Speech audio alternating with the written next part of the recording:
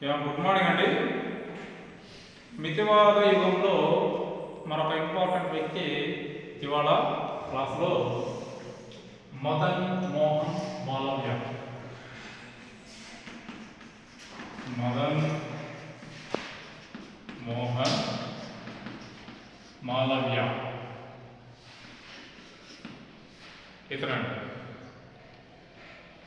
ఇతనికి మాలవ్య అని బిరుదిచ్చింది గాంధీ గారు. బాగా గుర్తుపెట్టుకోవాలండి. మాలవ్య అని బిరుదిచ్చింది గాంధీ గారు. ఇతనికి మరొక బిరుదుంది, మచ్చలేని పండితుడు, స్పాట్లెస్ మ్యాన్ ఇంగ్లీష్లో అంటారు. తెలుగులో మచ్చలేని పండితుడు అంటే బాగా ఎలాంటి స్ట్రెస్ లేని వ్యక్తి అని అర్థం.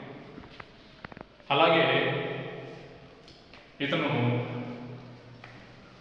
తన భావాన్ని, బ్రిటిష్ వాళ్ళు అనుసరిస్తున్న విధానాన్ని ప్రజలకు తీసుకెళ్ళడానికి, అలాగే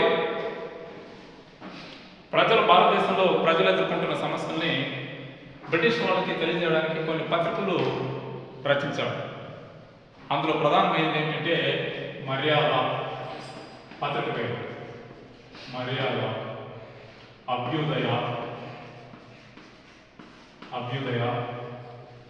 అలాగే దైనిక్ జాగర్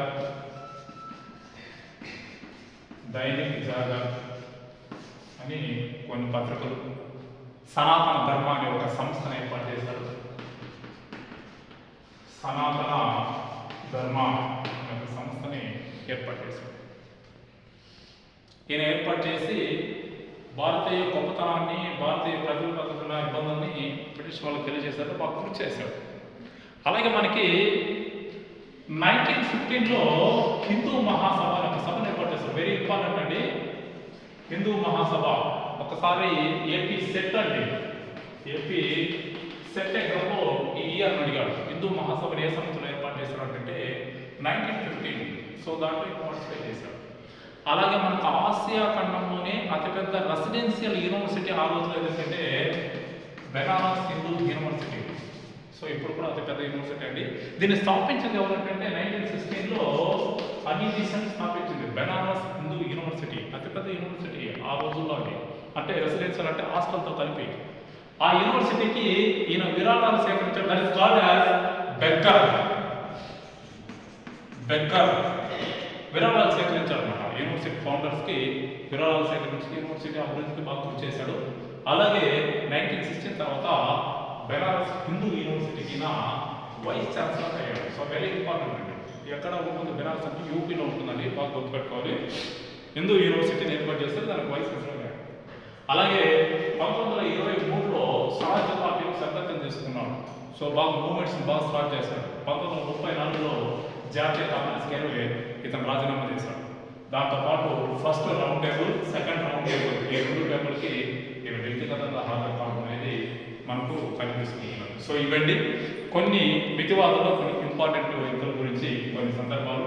అలాగే మనకు వీడియో చేస్తున్న వాళ్ళకి ఒక చిన్న రిక్వెస్ట్ అండి, నేను డైలీ షార్ట్ వీడియోలో కొన్ని ఇంపార్టెంట్ ప్రశ్నలు అండి, పోటీ పరీక్షల దృష్ట్యా మనకు కొన్ని ఇంపార్టెంట్ ప్రశ్నలు పెడుతున్నాను.